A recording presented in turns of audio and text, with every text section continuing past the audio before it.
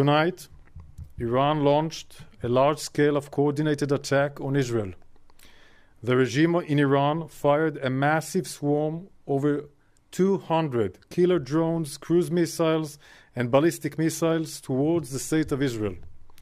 Together with our allies and partners across the region, we are operating at this very moment to defend Israel from Iran's attack. So far, we have intercepted the vast majority of incoming missiles by Israeli systems.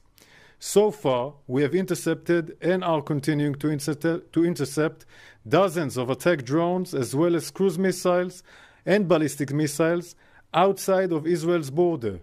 A number of Iranian missiles fell inside Israeli territory, causing minor damage to a military base with no casualties. Only one little girl has been hurt, and we hope she will be well.